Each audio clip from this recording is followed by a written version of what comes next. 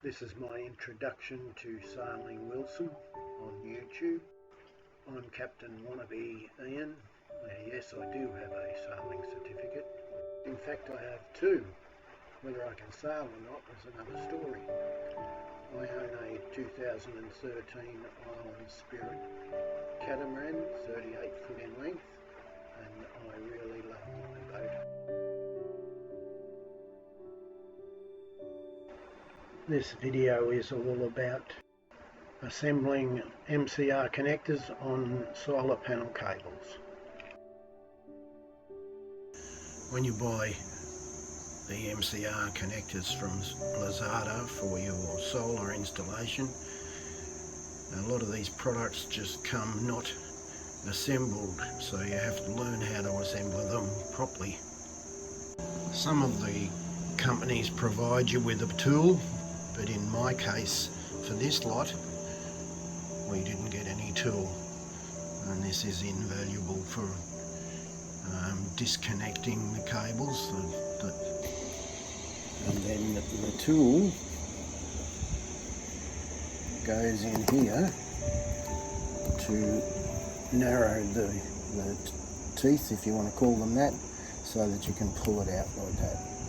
Now, some are very tight and hard, and that's why you need the tools. Some are easy to deal with. Let's start with the inner metal piece.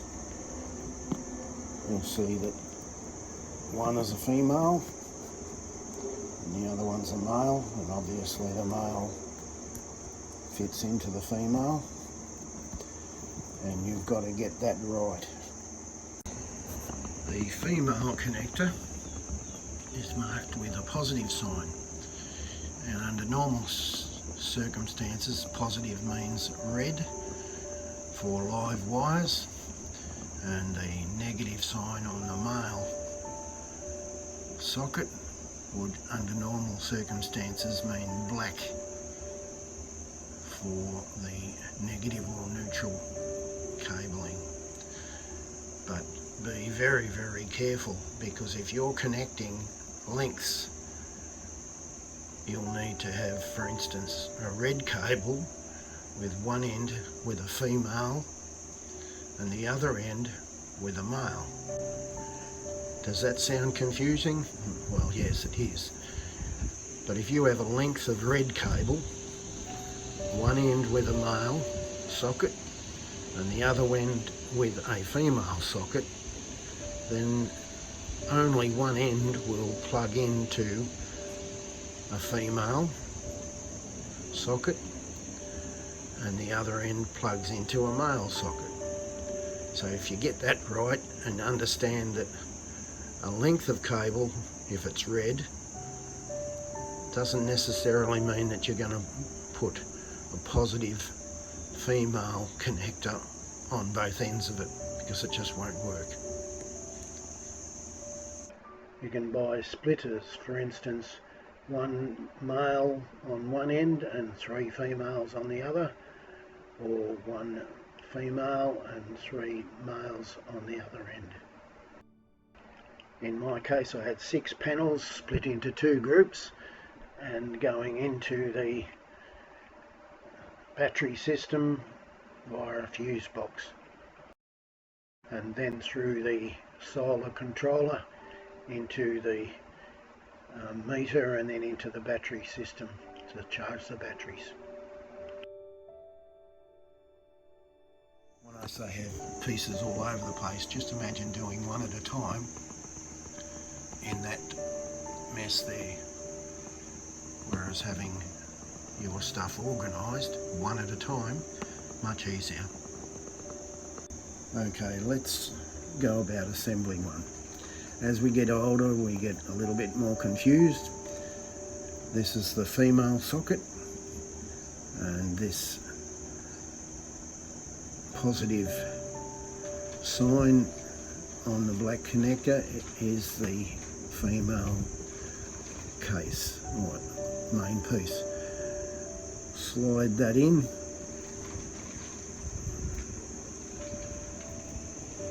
But don't push it all the way in. It'll click into place and you don't want that. once you've crimped the cabling onto the steel piece and it's nice and secure, then you can push it in nice and tight. But if you do that, make sure that these pieces are already on the red cabling or black cabling, whatever. So let's put on the O-ring.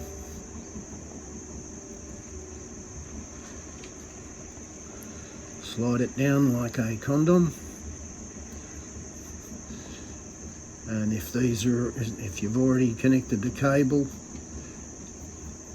then the next part of the process is to make sure that this goes into that area there nice and neat and tight, and the little teeth on this piece go into the teeth on the other larger piece, so that you then have a connection to hold it in place so it doesn't come apart like that. And then you wind that up, and you do that with the rest of the MC4 connectors. So let's do a male one. The male stainless steel piece or steel piece slides into the male outer body. Don't push it right in because it's hard to get out, and you'll see that it looks like it's ready. So the rubber grommet goes inside the other piece, and that fits into place like that, so that the teeth mesh together, and it is all part of one assembly. And then you screw in the outer lock nut, and that's the male one done. So now you have them all assembled, and it makes it much easier to take one set and begin the process of dealing with the cable. So you obviously have to pull it apart again.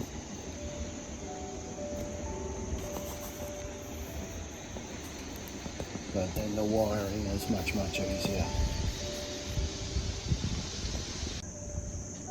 So I connect I'll slide the locking nut or screw mechanism, whatever you want to call it, in.